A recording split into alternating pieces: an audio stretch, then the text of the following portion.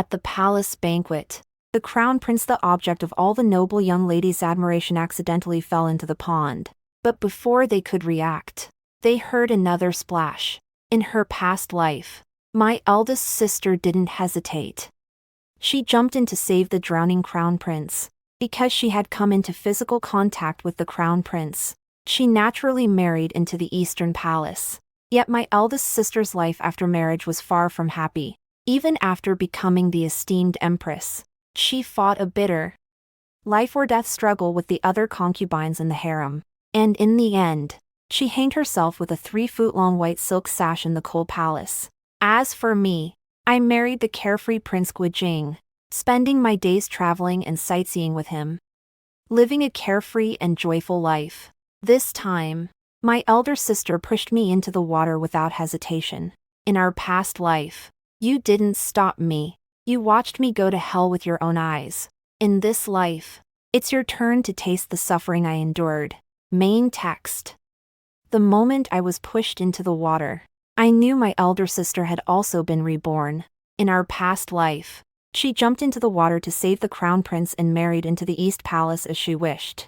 Yet after 3 years as crown princess and 10 as empress, she still failed to emerge victorious from the palace intrigues, dying in bitterness at the age of 30. Meanwhile, I married the carefree Prince Guo Jing, spending my days traveling through mountains and rivers, my heart at ease. Before I knew it, I had lived to the age of 89. Chaos reigned on the shore, but Jiang Mingzhu stood alone in the crowd, staring at me with eyes blazing with overwhelming hatred. It was as if all the misfortunes of her past life were my doing, but I had no time to dwell on that. Instinctively, I sought out the crown prince and clung tightly to his waist. Jin stiffened, as if possessed by some foul spirit, and struggled desperately to break free. In my past life, he had treated Jiang Mingzhu exactly the same way. I had originally thought he was simply too nervous and frightened, but later learned that he was actually a strong swimmer. Falling into the water had been a deliberate act. He was just waiting for the second young lady of the Marquis's household, the one he had his eye on, to rescue him, so he could then marry her as his legitimate wife. Little did he expect that Jiang Mingzhu would beat him to it. Jin struggled even more violently, kicking me in the stomach with such force that I let out a muffled groan of pain. But I still held him tightly, refusing to let go. Unlike Jiang Mingzhu, I had no interest in the position of crown princess. I was simply fighting for my life. After all, as someone who can't swim, I didn't want to drown on the very first day of my rebirth. In the end, we were pulled ashore in an embrace. The empress's face was ashen, and the emperor sighed, pressing his hand to his forehead. Since the youngest daughter of the chancellor has shared a physical intimacy with the crown prince, let us set a date for their wedding. After the imperial decree granting the marriage was issued, the expressions of those present varied widely. The noble young ladies ground their teeth in fury, while the second young lady of the Marquis's household had tears welling in her eyes. Only Jiang Mingzhu curled the corners of her lips, saying silently, "Sister, in our past life, you didn't stop me. You watched me go to hell with your own eyes. This time, it's your turn to stay in that cannibalistic harem and taste everything I've endured." When mother learned that the crown prince was to marry me, she wept uncontrollably. She had worked so hard to raise Jiang Mingzhu for 17 years. Also that her eldest legitimate daughter could become the most noble woman in the world. She never imagined that her useless younger daughter would steal the spotlight. She glared at me with hatred. "You knew full well your sister was meant to be the crown princess. Why did you try to steal her place?" Resorting to such despicable and vile tactics brought utter shame upon the chancellor's household. As soon as the words left her mouth, mother slapped me across the face in a fit of rage. The blow sent my head lurching to one side, and my cheek burned with a searing pain. Yet my heart remained calm and still, even numb. Mother's loathing for me hadn't just begun today. Perhaps she had hated me from the moment I was born. After giving birth to my eldest sister, mother was determined to bear a legitimate son for the chancellor's household. Little did she know she'd give birth to another daughter.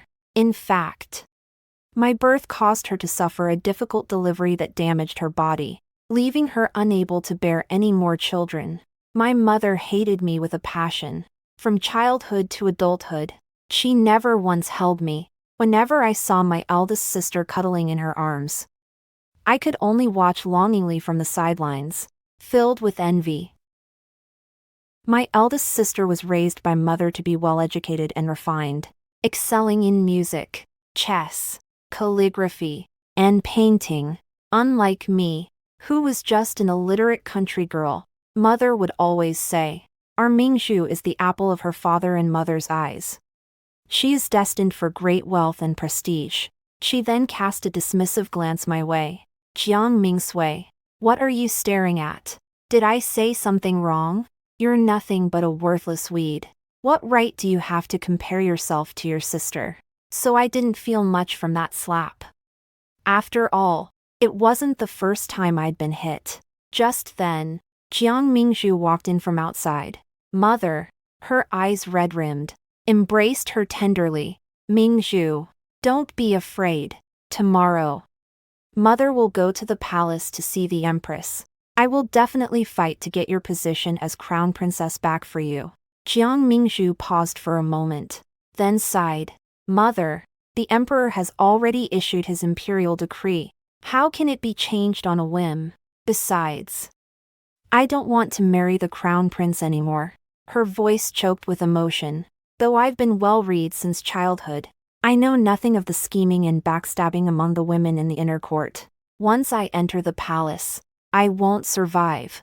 Mother paused, then hugged her eldest daughter tightly, weeping uncontrollably.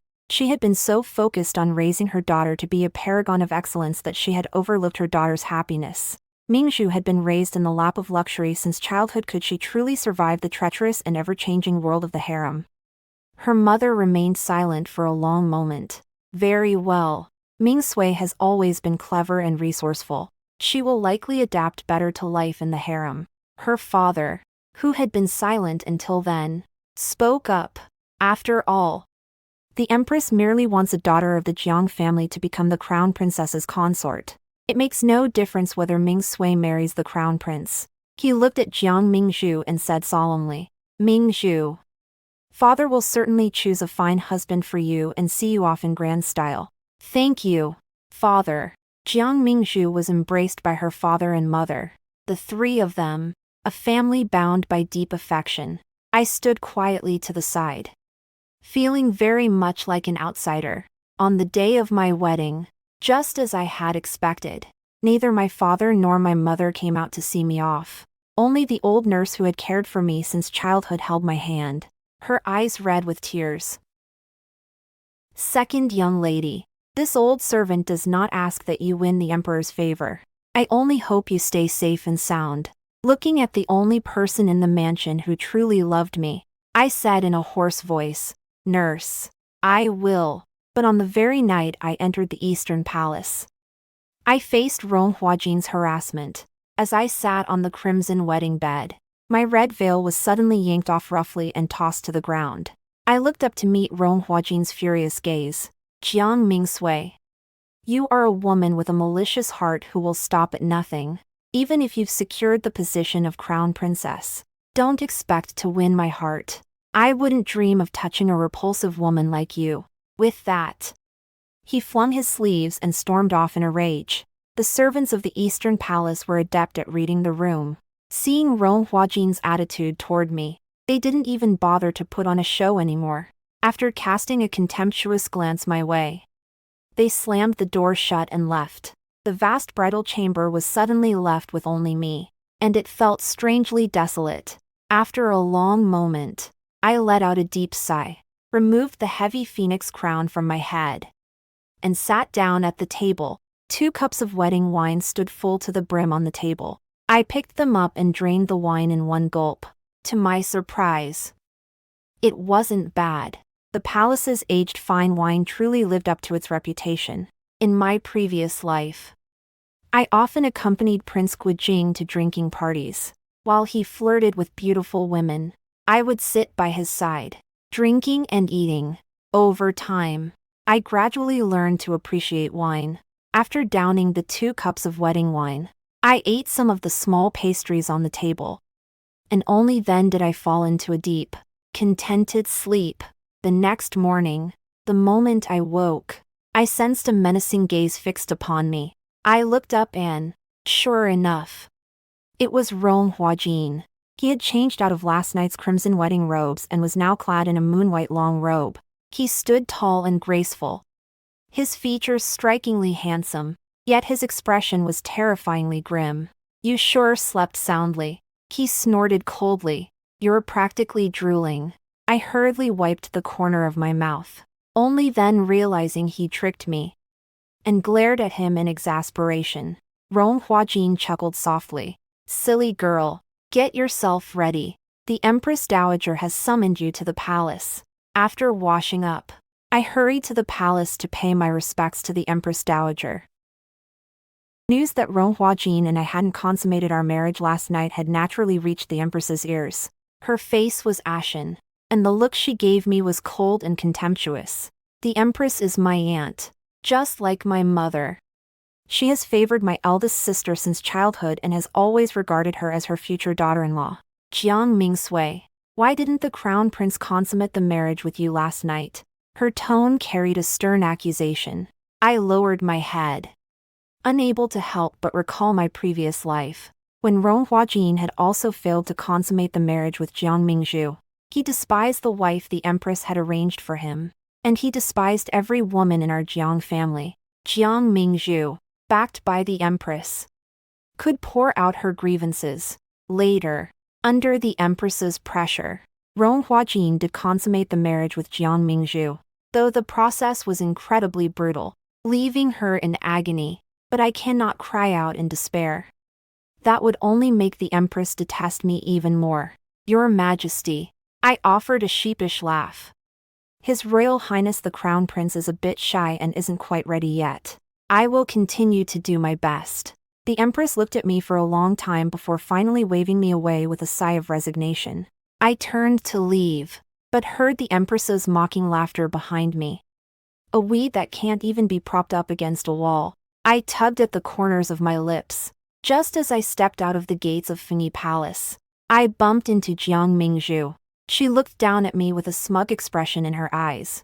"Little sister, how was your wedding night last night?" She knew full well that Huo Jing and I had not consummated our marriage. Yet she asked the question deliberately, seeking to humiliate me. I didn't lose my temper. Instead, I smiled faintly. "Since you're so curious, sister, you should hurry up and get married yourself. Then you'll naturally experience the intimate joys of married life." Jiang Mingzhu's expression changed abruptly, and she glared at me. "Jiang Mingsui, don't get too smug. The crown prince will have many women in the future. Just wait until you're left alone in an empty room, abandoned by the crown prince." With that, she stormed off toward Fengyi Palace, but then paused and turned back to look at me. "Oh, right, I forgot to tell you. I'm about to marry Prince Guo Jing." A smug smile spread across her face. "I'll be his one and only woman, and he'll take me on trips to enjoy the beauty of nature." Jiang Mingzhu's eyes sparkled as she fantasized about this wonderful future.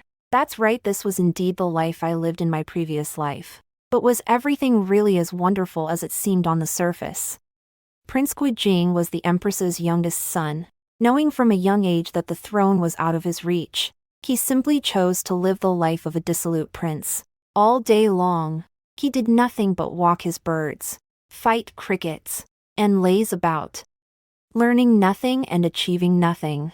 Both the emperor and the empress were at their wits' end over this youngest son. The princes and ministers were also unwilling to marry their daughters to such a reckless and carefree prince. So, after the empress and my father discussed it, they betrothed me to Prince Guo Jing, a weed that couldn't be propped up against a wall, a troublesome playboy, a perfect match. Everyone thought my married life would be miserable, but unexpectedly, Prince Guo Jing treated me very well after our wedding. He took me away from the capital to travel and enjoy the scenery. More importantly, he never took any concubines. I was his only wife for the rest of his life. The women confined to their inner quarters and the harem all envied my life. But was that really the case? Prince Guo Jing never changed his philandering ways. Wherever we went, he would take a new mistress. He slept with others but never took responsibility. Every time, he made me clean up his mess and comfort those beauties who had lost both their bodies and their hearts. What was even worse was that sometimes, while Prince Guo Jing was making love to a beauty, he would have me personally attend to him right there. Any other woman would have flown into a rage long ago. Fortunately, I had a good attitude and never got angry. I stood by and watched intently. Even taking up a brush to sketch erotic paintings, Prince Guo Jing indulged in his pleasures to excess and died of exhaustion before he turned 40. After his death, I inherited the prince's estate and, as a side note, took on a few male favorites, spending every night diligently studying the erotic paintings I had drawn. Coming to my senses, I stared at Jiang Mingzhu's smug retreating figure, and suddenly felt a pang of resentment. Now that I've entered the imperial palace in this life, I'm afraid I'll have no chance with those male favorites. A month later, the emperor issued 2 more imperial decrees arranging marriages. Prince Guo Jing was to marry Jiang Mingzhu as his princess consort. Additionally, the crown prince was to take Dongyu, the second daughter of the Ho family, as a secondary consort. Recalling my past life, it was this very Dongyu who had left Jiang Mingzhu utterly defeated.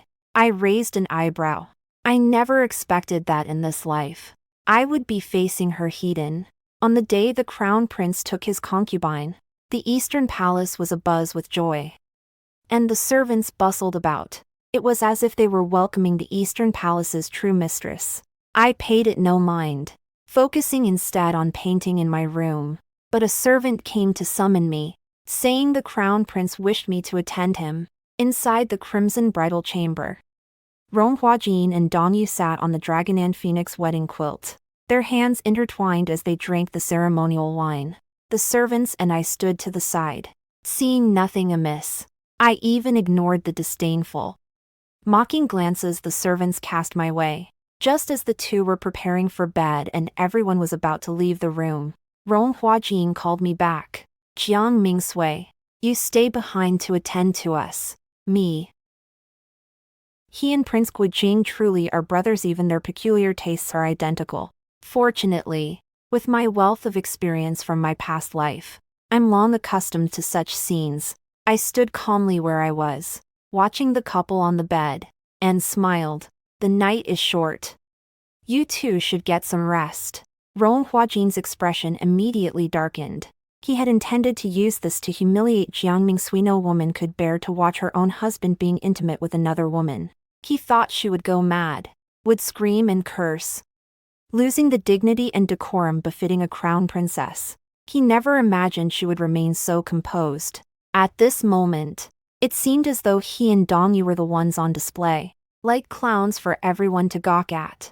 Dongyu cowered bashfully in Ronghua arms, her eyes brimming with tears. Your Highness. Ronghua scowled and snapped. Get out of here, I replied. Yes, and slowly made my way out of the room. What a pity another perfect opportunity for a drawing had slipped away. In my past life, Jiang Mingzhu and Dongyu were like oil and water, locked in a fierce battle that shook the heavens and the earth. But Dongyu was always one step ahead. Whenever she played the pitiful victim, she would make Ronghua heart ache with pity. And he grew to despise Jiang Mingzhu even more.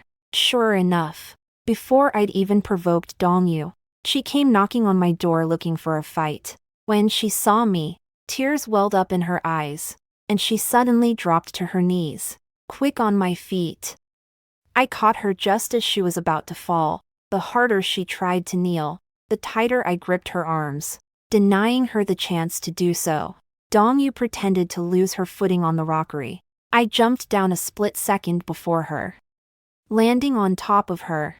I even injured my back in the process. Seeing me protect Dongyu so fiercely, Ronghua was deeply moved. His opinion of me gradually improved, and his attitude toward me softened considerably. After a month of bed rest, I was finally able to get out of bed and walk. But then came the shocking, devastating news. Hua Jing wanted me to share his bed. I was so terrified I plopped right back onto the bed. No matter how many excuses I made, Hua Jing still came that night. He wore a deep purple robe, his black hair tied high, the candlelight casting his features in a sharp, three-dimensional light. I quietly inched backward, swallowing hard. In my previous life, I had heard my eldest sister complain to mother that Hua Jing was extremely rough in bed. Every time, he would wear her out until she was nearly dead, her body covered in bruises. It sent shivers down my spine. In my previous life, Prince Guo Jing treated me quite gently, and those male favorites, needless to say, treated me like a queen. As the man drew closer, I trembled with fear and stammered, Your Highness, Consort Dong is alone in her chambers. She must be terribly lonely. You should go keep her company." Hua Jing paused in his steps and frowned at me. "Jiang Mingsui, do you hate me that much?" I almost blurted out the truth. It would be hard not to hate him after everything he's done. But the words stopped at my lips, and I turned them around instead, smiling sweetly. "Not at all. I love you so deeply I can't help myself. Every time I see you favor Consort Dong, my heart aches so much I can't breathe."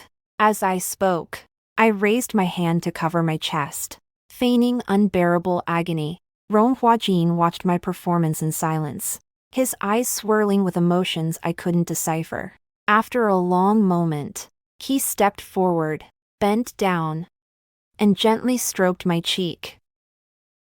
"Jiang Mingsui, now that you're the crown princess, you'll have to share my bed sooner or later. There's no escaping it." As soon as the words left his mouth, he rolled over and pinned me beneath him. The green silk curtains fell, the red candles burned down, and the night was spent in intimate embrace. I finally passed out from exhaustion. My elder sister had never mentioned in my previous life that the crown prince was this formidable. When I awoke the next day, Hua Jing had already washed, dressed, and was fully attired. He looked down at me from above, his expression having returned to its usual cold detachment. He was a completely different man from the one who had lost control last night. He ordered a servant to bring a bowl of black medicinal soup, still steaming hot. "Drink it." His tone carried an unyielding firmness that burped no refusal. I suddenly recalled that in my previous life, Jiang Mingzhu had died without ever bearing her own child. Hua Jing had always suppressed the influence of the Empress's maternal family. So naturally he would not want a woman from our Jiang clan to bear a royal heir. In truth, Jiang Mingzhu had once been pregnant. She had tried a little trick, secretly drinking the fertility-blocking potion, hoping to act first and ask for forgiveness later.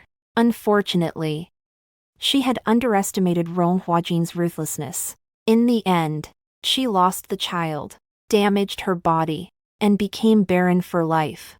I snapped back to reality, picked up the potion without hesitation, and drank it all in one gulp. Only after finishing did I realize how bitter it was. The bitterness filled my entire mouth. My brows knitted together in a frown. "Quick, bring me some candied fruit." As I savored the sweet candied fruit, my mood instantly brightened. Actually, not having children isn't so bad. In my previous life, I bore 2 sons for Prince Guo Jing, and it nearly cost me my life. Those 2 sons took after their father. They were naturally womanizers, but their character fell far short of Prince Guo Jing's. They took a harem of women into the inner courtyard, where they paraded about in full regalia, vying for attention, throwing the prince's mansion into utter chaos. I let out a long sigh of relief. Just as well, without children in this life, I can finally have some peace and quiet. Lost in my own quiet delight, I failed to notice the man standing beside me. His gaze was pensive. Time flew by. 3 years passed in the blink of an eye. Much had happened during that time. The emperor's health was steadily declining, and he entrusted all state affairs to Hua Jing. As in my previous life, Prince Guo Jing began a carefree life of traveling across the land. On the day of his departure, Mother held Jiang Mingzhu in her arms, tears streaming down her face. "Take good care of yourself out there, and look after your husband." Jiang Mingzhu, her eyes red-rimmed, replied, "I will." Watching the deep bond between mother and daughter, their reluctance to part, I remained expressionless. I was merely curious. Given how things unfolded in my previous life, Prince Guo Jing had affairs everywhere, with female confidants scattered across the land. I wondered how Jiang Mingzhu would handle it. The emperor did not survive that autumn. The late emperor passed away. The entire nation mourned, and a new emperor ascended the throne. I naturally became empress, while Dongyu was also granted the title of imperial consort. Once the mourning period for the late emperor had passed, a large-scale selection of concubines began. A flood of beauties entered the harem, and it instantly became bustling with activity. Where there are women, there is strife. Yet I felt that all that scheming and fighting was nothing but a waste of time. I spent my days in Fengyi Palace, devoting myself to my little paintings, turning a deaf ear to the world outside. Even Ryue, the palace maid who attended to me, could no longer bear to watch. "Your Majesty, you cannot continue to be so listless.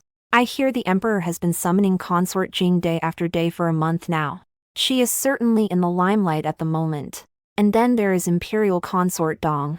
The emperor has entrusted her with the authority to oversee the 6 palaces. It's as if he doesn't even acknowledge your existence. Everyone says your position as empress is merely nominal. Sooner or later, the emperor will depose you." I set down my paintbrush and stretched. I cast a casual glance at Ryue and spoke lazily.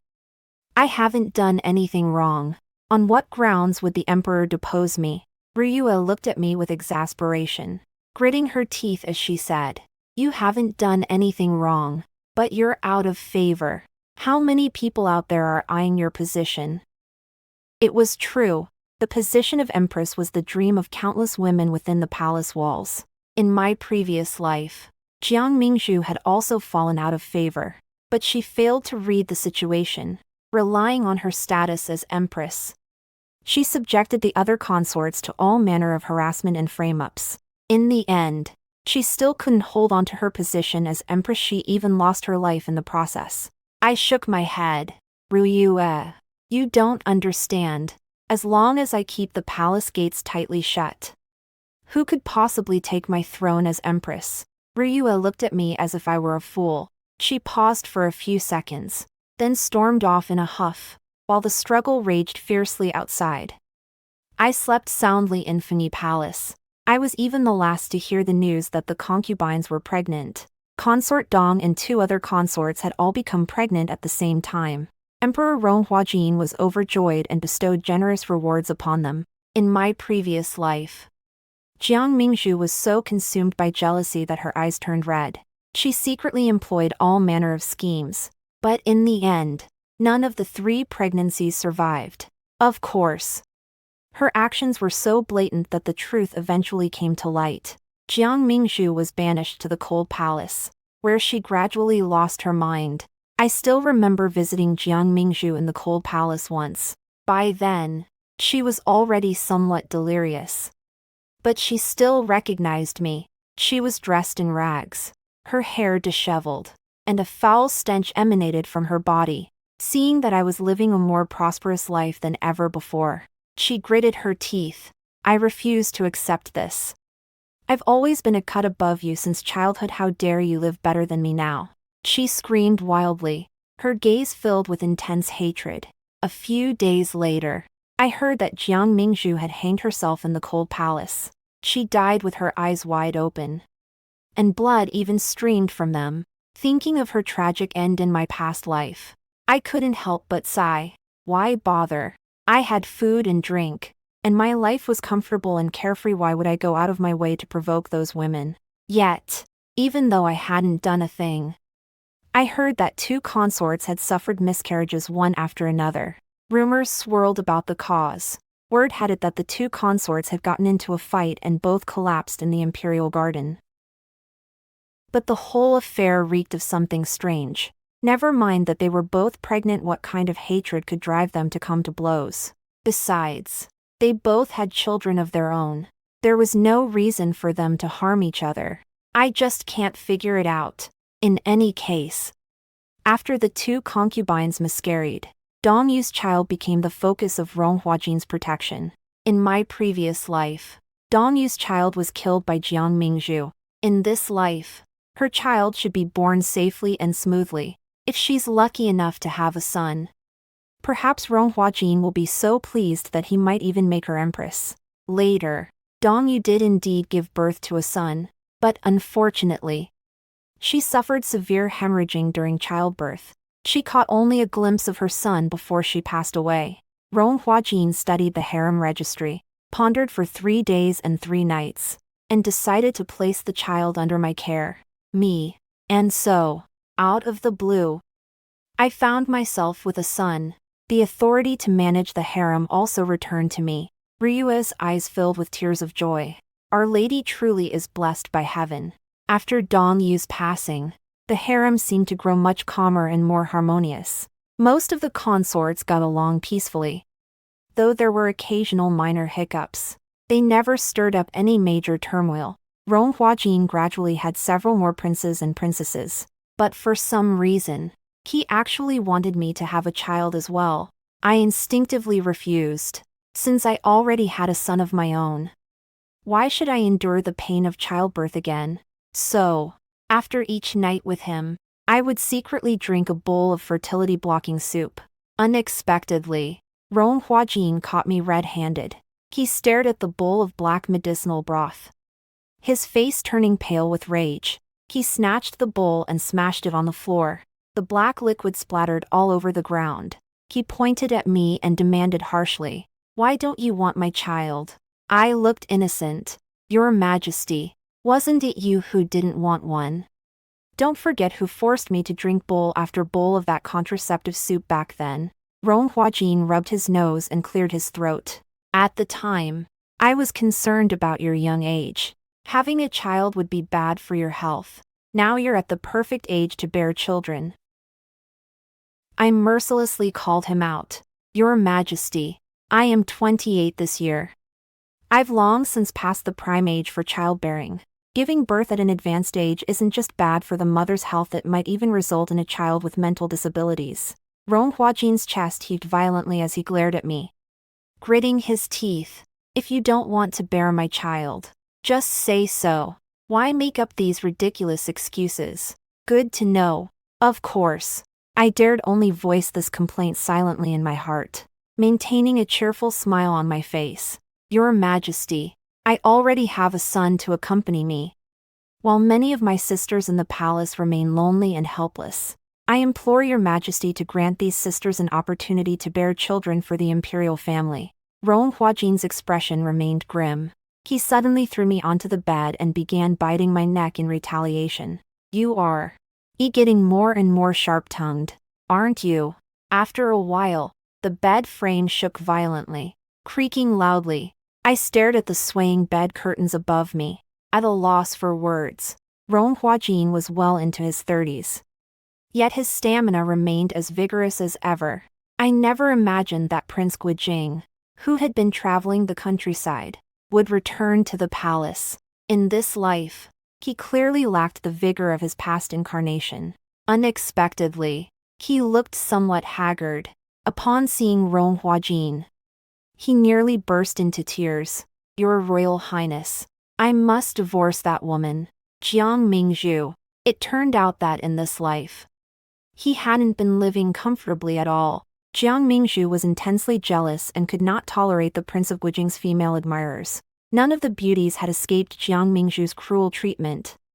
They were either disfigured or had their limbs severed. Wherever the Prince of Guo Jing went, no members of the opposite sex were allowed within a 10-mile radius. This was a bitter pill to swallow for Prince Guo Jing, who had spent his entire life living a carefree, unrestrained life in pursuit of freedom. Unable to bear it any longer, he finally asked Jiang Mingzhu for a divorce. But Jiang Mingzhu was not about to let it go so easily. She grabbed Prince Guo Jing by the collar and shouted at him, You fickle scoundrel. You once promised that I would be your only wife and that you would never take a concubine. It's only been a few years, and you've already changed your mind. Prince Guo Jing retorted with a straight face. I said I would never take a concubine. I never said I wouldn't chase after other women. My affairs with them are just fleeting flings. I'm not bringing them home to marry. Why are you so worked up? Jiang Mingzhu felt deeply humiliated. Prince Guo Jing clearly didn't hold her, his princess consort, in any regard. She spent her days crying, throwing tantrums, and threatening suicide, driving Prince Guo Jing so mad that he lost all interest in his pastimes and simply wanted to divorce her as soon as possible. That was why he had rushed back to the capital overnight, begging Rong Huajin to settle the matter for him. A prince divorcing his wife was a major affair, and Rong Huajin had intended to give it a few more days' thought. Unexpectedly, Jiang Mingzhu had taken her outbursts all the way to the imperial palace. Jiang Mingzhu's eyes were brimming with tears, and her face was haggard. She was just about to ask Rong Huajin to intervene on her behalf, but when her gaze fell upon me, her expression froze. Immediately afterward, her eyes once again blazed with overwhelming hatred. She could not fathom why. In this life, despite our lives having clearly swapped paths, I was still living so comfortably. She couldn't figure out where exactly things had gone wrong. Jiang Mingzhu's eyes were fixed on me, as if she were staring at the murderer of her father. The next moment, the unexpected happened. Jiang Mingzhu, who had been kneeling on the ground, suddenly leaped to her feet and charged at me, her eyes bulging with fury. Caught off guard, I found myself with her fingers clamped tightly around my throat. Jiang Mingzhu's eyes were so bloodshot they seemed ready to bleed. She screamed furiously, "Jiang Mingsui, give me back my position as empress. How dare you steal everything that rightfully belongs to me?"